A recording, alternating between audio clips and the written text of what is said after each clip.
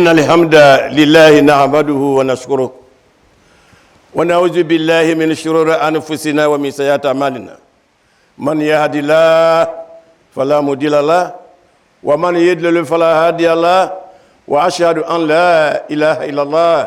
وأن محمدا رسول الله صلى الله عليه وسلم. اليوم إن شاء الله سنتحدث عن الأمانة ومضمون الأمانة وما تشمل الأمانة. أمرنا الإسلام أمنا كما جوبا دوكابي جوبا مي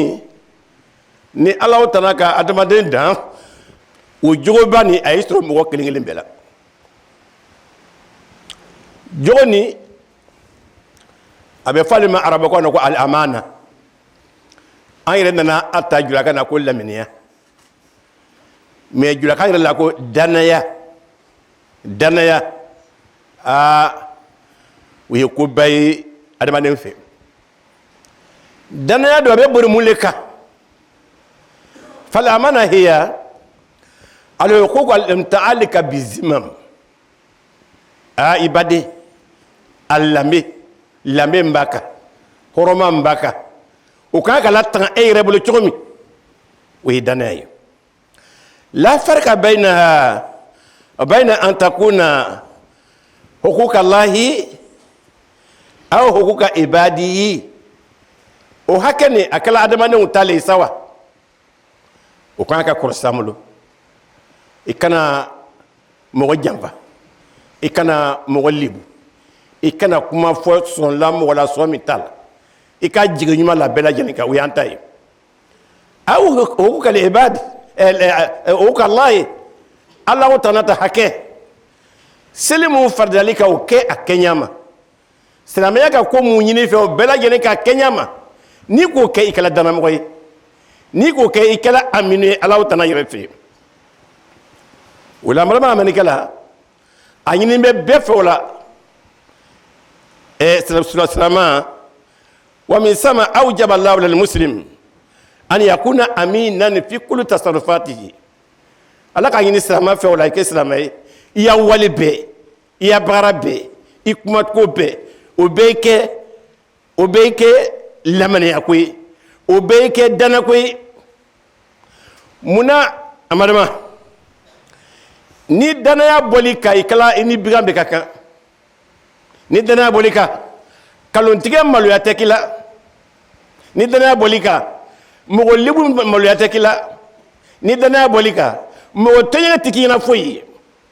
wolu ejugo belagele kaka korosi an ye ka adana ya bla yorodo anka koro min dama islamaya ka koro chaman di danayama an ta ye ditila fe karifa mogoma sankele sanfla sansaba ati ka dengende ka landengena ma fuyi kala kana takadati ma we lanaya doye an ga danaya dron si odronela ani ya fe karifa karima abadi adi tola adante wo ya dole ni Allah tana sona أمنا السلامية كتودي ولا أمانة في نظر الشارع واسعة الدلالة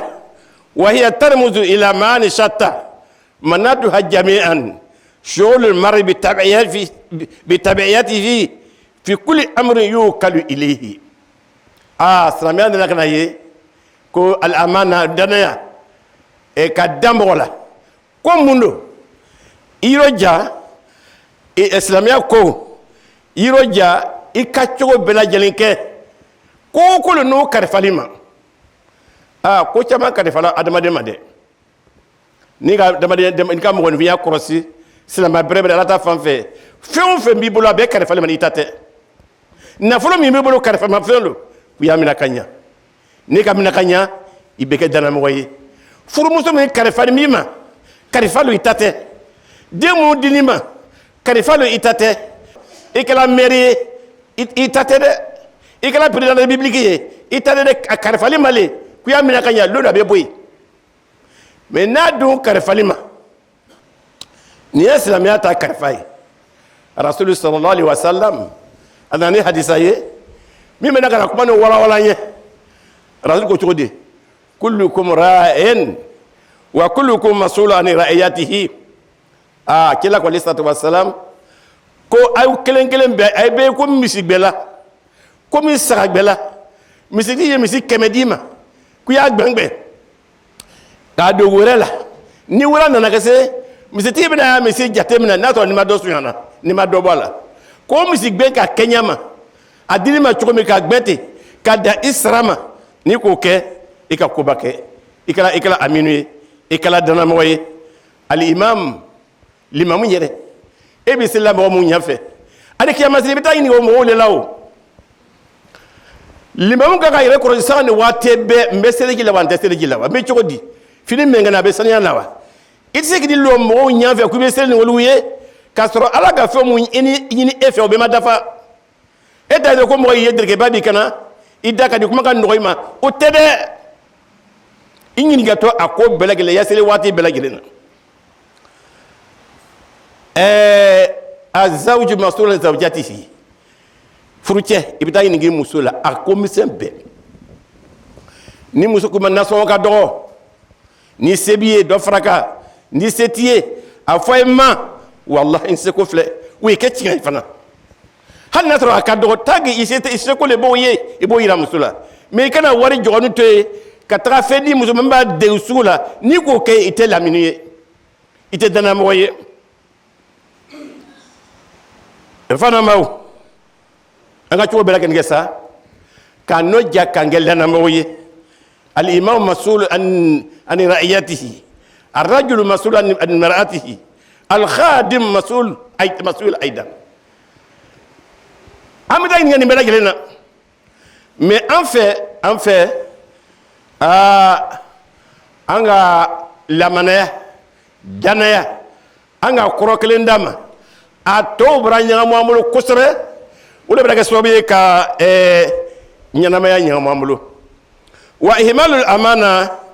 يؤدي إلى الخيانة كما يحدث الآن دنا برا تشامي غاملو دنا برا تشامي غاملو ولا برا تو أم برا كي جافانجي أن تشام برا كي جافاكي برايي على دول جافاكي برا فيو ni wula bi kuda wari juruta wari tigu fe karab iga barasto muna na juruta juno masrao wira na juruta ife o mana taife ku binasra ni do mana tawka ala tiji be fiyo kasra ni do masra ali kiyama sini ku babi kunna wal awam yughsiru al amana fi adyaq ma'aniha ka hifz al wada'i ma'ana haqiqataha fi din adkham wa athqal dana fana mbaw nambula jumana ya bi ay tan yere korsi kanya walu be korsi dana dada kilifa mata yo adoye anya noja islamia ka koroba mdi dana ma anga chugo bilagire ko korsi aw kala me rasul sallallahu alaihi wasallam rasul ko di la imana liman la amanata allah wala dina liman la ahada allah akabako umfana mbaw wallahi nawtu tira sehmani famu do baraka islamia ni ma awtu ne torositro anga jinatela kila ko dalisa wa salam kulli min yatam wa danata mo minka o kuma bayde liminata mo ye wala ma mo telli mina mo brebreye danatika ni dana boli kamare bana amerika ini biga ka akoy tuguni ko wala dina liman la ahada lahu ko dina tem mo ye layri tem mo mbulu ite layri fa ika wate ho ko be ko kala te cho itake ika warta ko basra rubi tasra iko ta karifo le mete karifo mo bi le makono ko tiya rendez-vous da fafio tira ko dinati afana maw anga choko bela genike anga ni jogo korsi angrela abado anka ko bela ama famu na ka ko jira danaya akoro ka bunga bise ko chiamama wa minha amanatul bay fatijara amana jaw kelaw fire kelaw akram woche ni ga tawo sugula bi ibe stranya allah tananya hanni go be ci ga dege sabe sugula israelen do ali go be tulu sa bisugula israelen do ferekelaw kuma ferekelaw ya yela ko u ya jaw kun tenya fe funu ka fu de go do ala funu ka yurubu do ala kile to la mo te kuma uluma ulu bel la mana chandi ikana jodo la fiu wa min amanatul mihna bara ala ka bara mdiema akike minizele hey ya minizani ka kanya ni wo ka bara dima ni tira baller wati na fiu ikana ulambna ikono no be barake we keleye minga gbe no be modo bi amina so yoroma inshallah am ga ka kuma nyon fe anga ka kuma nyon fe mbato lana yani abesbati ani nyonche wa min haydan اختيار الرجل المناسب لمكان المناسب مومي ابزيكا مينيا تشو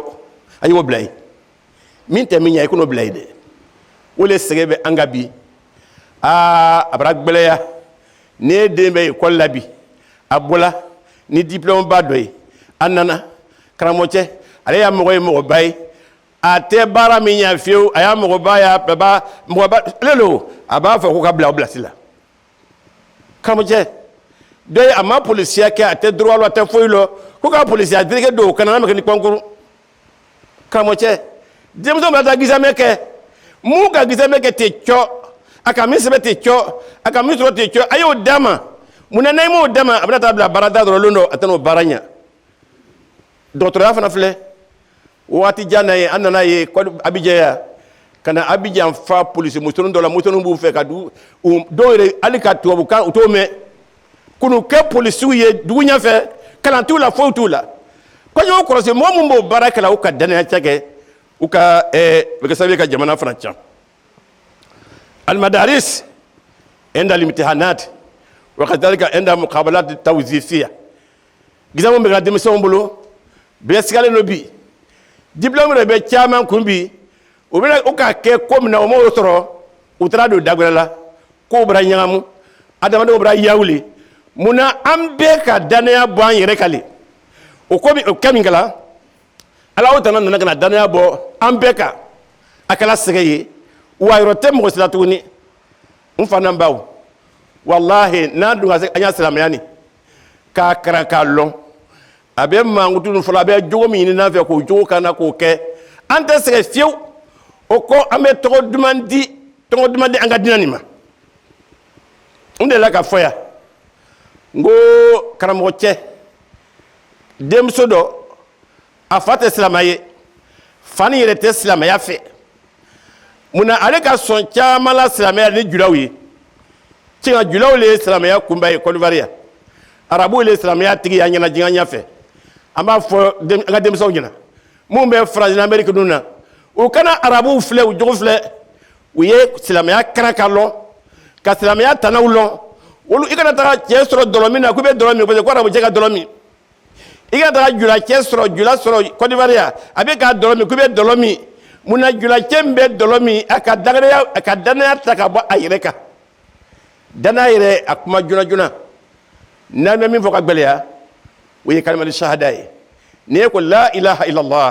muhammadur rasulullah sallallahu alaihi wasallam kibra ka islamaye ha ega ko le tasade islama o ko yi chodi la ilaha illa allah be fe nyini fe ko yo beke ni ka doto ika jabake ananga mna obulo kro amena ta se ko sebe muna kalmatu shahada fo kabaka ta boliso kalmatu shahada fo kabaka ko la chele lay kamru nyamu nyona mfana mbaw islamaya kan no agbele no brebre ale mamu do ba fula wati be moye muna antata ka slabrebreta mfana mbaw islamaya ba ngbe ko sebe kabo jambama wa akhiran fa'lam anna allah qad khalaqana umana وحذرنا أن لا نخون هذه الأمانة حيث يقول الله سبحانه وتعالى يا أيها الذين آمنوا لا تخونوا الله والرسول وتخونوا أماناتكم وأنتم تعلمون فانا باو كورونا بيفكا كمان فتوني دنيا كلهم كوكا دنيا نيكا amana ninka kaba ko baro de kamo cey bi yera ñininga so may ka fayde se leer juma so may ka fayde se leer juma kunu yera e ka selika wati juma i ka ñale juma ke i dongo ni badaw ye i yere korosiba sharia ka feo fe nasima ni mo ka kenyama i kala javanje javanje do alata jaba fe feo i ka jama ke dukulo kokula mfana mbaw ala bi i janga tawma ala bana yirana sa kwanye chogo bela yene ko kato angana ke javande ala bana fo ya ayu alladhina amanu ngamba awlema de ngambe aw misli kono mawlema aw mu ko la ilaha illallah muhammadur rasulullah sallallahu alaihi wasallam aw mu kote ay ka layri ta allah ta'ala ka no layri tiande ay ka no layri broto de ala bana fayna kono la ko mu le men yana la takhunu laha ko kana ala jamba de hey ala jamba le ko tjubay ala jamba de yemunye wala anja jogoyi kadamna lamananima ala jamba yemunye iti seli ala jaba yemunye ite sun foy doti la ala jaba yemunye ite jagabo ya na flo de brase jagabo ma ala jaba ku yemunye ite hine fandauna ala jaba yemunye kanyina ala utana ko ala bana fo ko ro de la ko koy kananyina ala ko de ne kanyina ala utana ko ala bato aw yere be nyina aw yere ko amay wati bina ko me bi abrase woro lima amay ni ka nyina an yere ko jinga be ni ka ko nyaka mu an yere ma ka an nyina an yere ya dina ko fana baw abe kele o kele la jinga nya fe bi abe islam ya no fe kelele muna islam ya tula atatuka asebe no qur'an kono ka sebe hadisa kono sahabaw yake anga kela ka tarasa wolo tarasa yo ka siraye ka wolo kala anana jogo mu yo kono te cho mo le bra dese ko kebi ni wolo dese la ka ke o ba fe fra ko mo to kana ke misali abolo matanga barado do labi dado service do labi sira madin chama be do tiseli mais mum misali service kono ke o mandi don nuye mo do nuka sele data olu jujube kasa itake ito nyango ko bake itayi retro chodi mfana mbaw ala bena ila na la qur'ana la kwangana ali ala javade ala jabat te dogrede wele ala utanaga barak fo kwanya ke chumi nama kete anga ala utana java anya yere krosi katabima katabla nga allah harata watima isse kullama irala ala ku yake chumi iro jaya kete ni ma kete kubra ali java aku yesu nasro sun sharatu dafala amabe ku yesu ndo ako kwanye sun ye farjagu ya yambema me kana yoro do fonu be ku sun te wajibima ni mankene ki isutra ni bitamana ki isutra hare kana se yoro do fodo kana se yoro do ko nasro ebe barado kela bara ne ya balo signi mbala ebe ta bararo la ibe suna ulumra ta gbele yima ikambra ja ibe ni kasa ku yesu ntie ika baya jurusra ango ko sira ya ke chodi ni ka to ala utana ko ere siko la maira la kala ta la bato ima ala jaba ni do ma ala jaba fieu ikana joro kiyama la fieu isa ikasa ko dadi yene kono mais ko ala jaba fanga bara bu yambulo ole bato awire ametra sayanya ametra kaburunya foite note wallahi emo mo ni ma ala utana jaba kala ka sharia la bato kala ka nyamro la bato sayayere itetranya alabo loni dima alabo fanga di irelima itetra kiyamanya itetra foinya ibetra munya ni danime ala utana kana ni danime alqur'ana la ni kalimenia ala kwa mao etay mi yanwi ala bato we etay ki dio ala jene ko be na ala lima sisa ndise ka fa ngiye ala sara la bato ndise ka fa ngiye su ka jaga be kanya ndise ko fie edo ke do ba ki do jana me ko ndise ko ke ala kwa yanati anu betra munya munambe ala le jambala kwanga to anyanga walo belage la siko ibina ko kiyamo ya ire la siko meka ko mingenu abebe alama wala ma atebe alama na bebe alama ake wallahi nika sakitoka itasike fiu anga ala jaba mun ka sɔrɔ bi la perturbation kan jawuli nafolotigi jawuli mɛ ka tugu bɛɛ lajɛlen kan e ko se min ye ko mobili b'a kɔnɔ tɔw la jawuli fɛ munna an ka ala jaba n delila k'a fɔ y'a bara n ko an dɔgɔmuso dɔ muso de ni tiɲɛ tɛ nɛgɛ fila da ye muso nin ta ye a ko bɛɛ dafalen bɛ mɔgɔniya dafalen bɛ n ko a sɔrɔ don a bɛ mobili la sarifɔji pɔn kan a ta yɛrɛ ka hami bɛ a taara ka taa cɛ don a mobili bɔ kɔrɔ gbɔw k'ale ta mobili tiɲɛ k'o ta mobili tiɲɛ kamalen bɔra mobili kɔnɔ ka na a sigi a ko k'a kɛra cogo di madame ko n fa ko mobili k'i bɔ min kɛ ko le ka ne kunu ko le ka n kunu n tɛ yɛrɛ kalama ko mun lo ko n fa ne de bɛ école-maître ye an bɛ sira gouvernement ka so kɔnɔ ɔhɔ so ni gouvernement ka so di u ma so tɛ ne fɛ ne dun ma cɛ sɔrɔ n bɛ taga min a nana kuma la bɔ an ɲɛ n ko a ma o n ko mɛsi b'a kun na a bɛ komi tubabumuso yɛrɛ a tɛ seli silama don a tɛ sun silama don a tɛ jagabɔ a ka ala jaba min kɛ a ka o le jigi tigɛ a n'o yawuli la ka ten f'a taara cɛ a mobili bɔ a ma ko sɔrɔ a la o bɛ cogo min kɛ an cɛman bɛ ten an fana baw n'a kan ja layiru bɛ an n'aw tana cɛ daniya bɛ an n'aw tana cɛ n'a kan ja an y'a bato an ma nafa sɔrɔ yan ne yɛrɛ don ka ja an y'a to yen e ko k'a bɛ na kiyama le kɔnɔ wa caman ta bɛ bɔ a la yan ka taa kiyama o de kosɔn ala ko an kana ale jaba dɛ ko an kana arasulu fana jaba alayhi salatu wa salam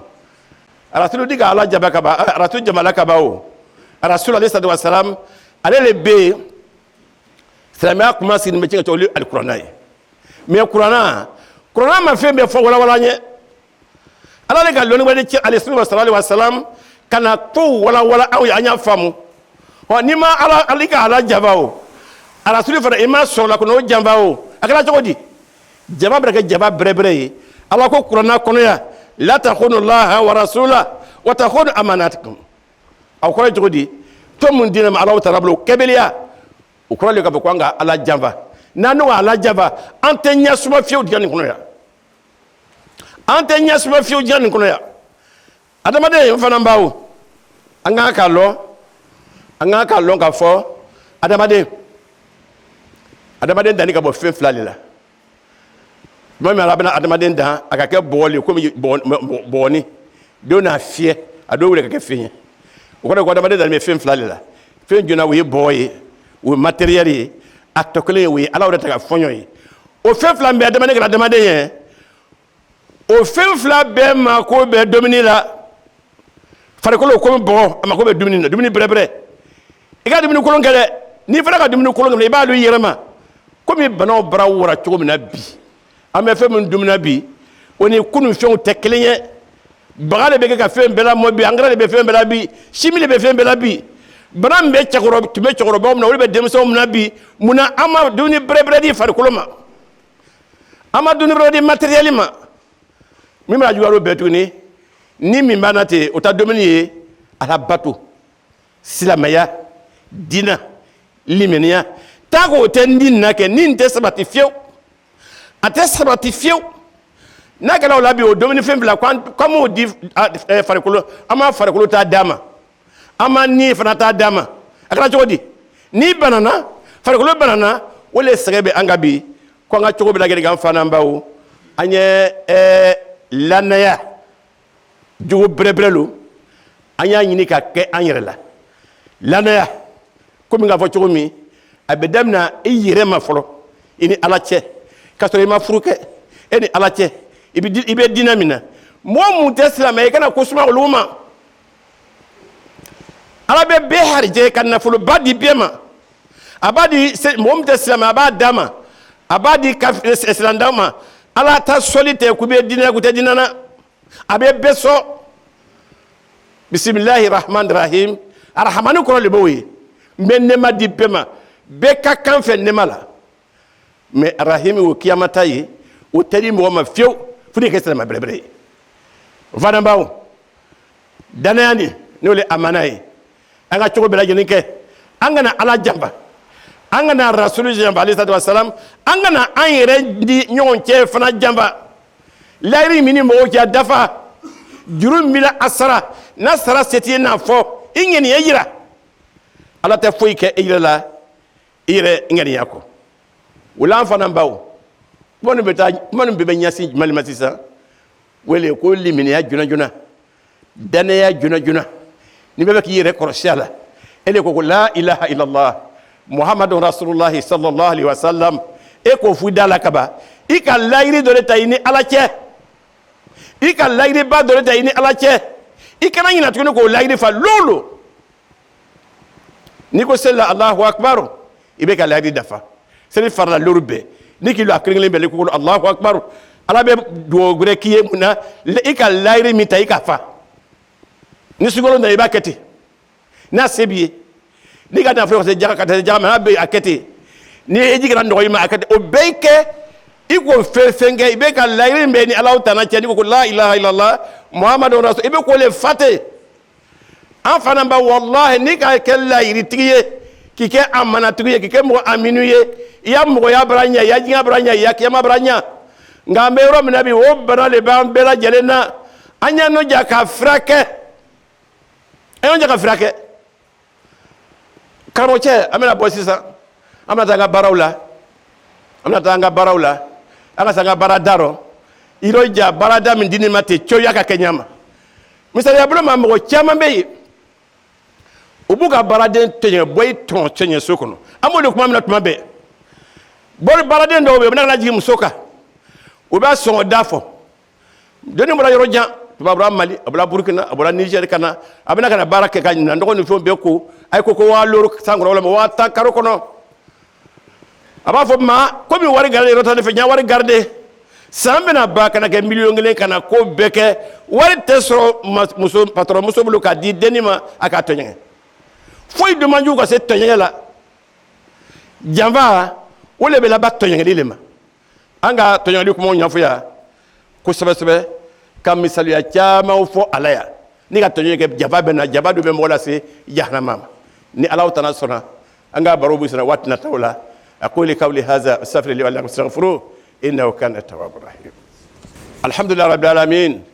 والصلاة والسلام على أشرف المرسلين محمد صلى الله عليه وسلم. Chers fidèles,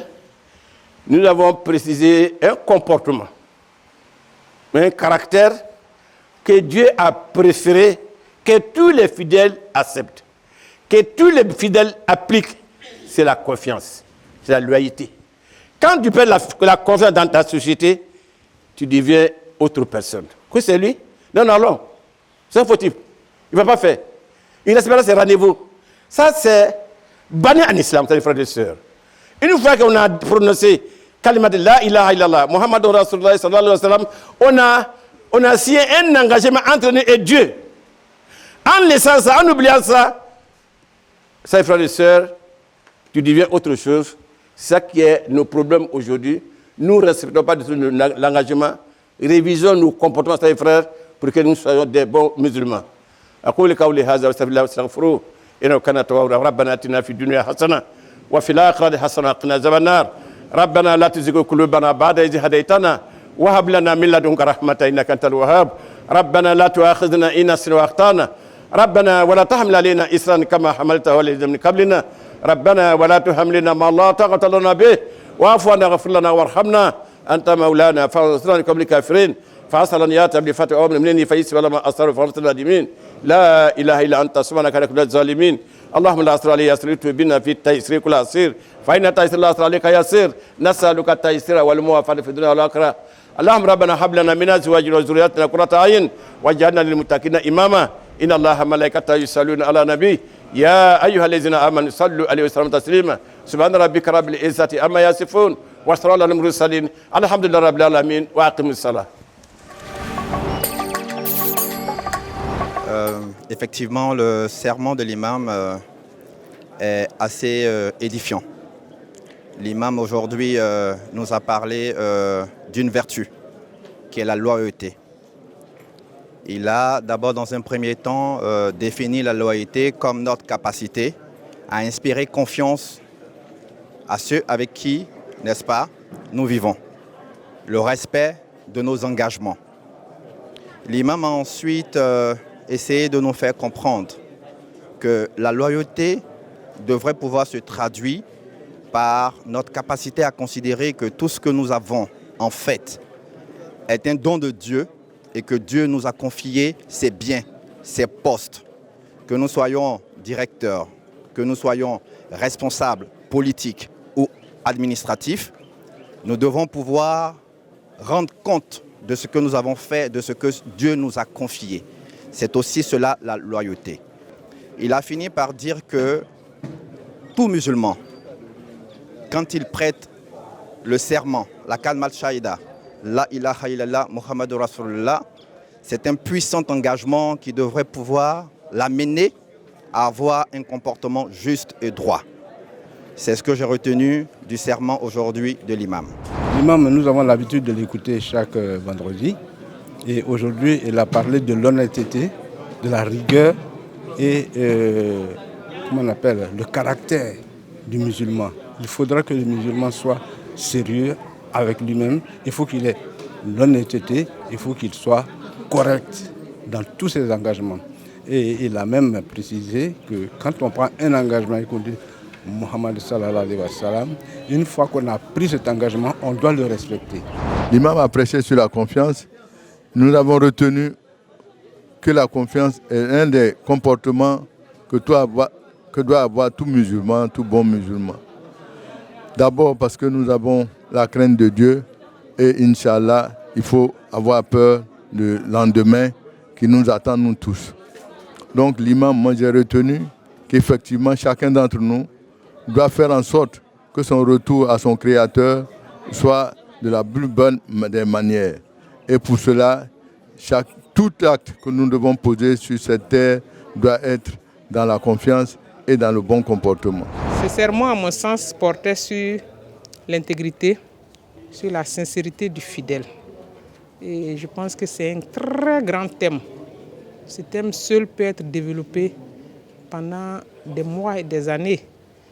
La sincérité envers Dieu, dans notre foi, c'est l'aspect cultuel, c'est l'aspect intérieur.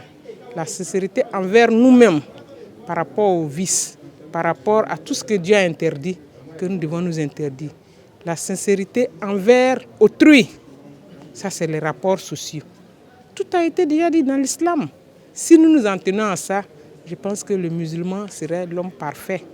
Je pense que beaucoup de choses, beaucoup de gangrènes dans notre communauté, telles que la corruption, ne se verraient pas si nous étions tous intègres et sincères. Je pense que ce thème-là mérite plusieurs développements. Un seul sermon ne suffit pas pour épuiser le thème. Le sermon de l'imam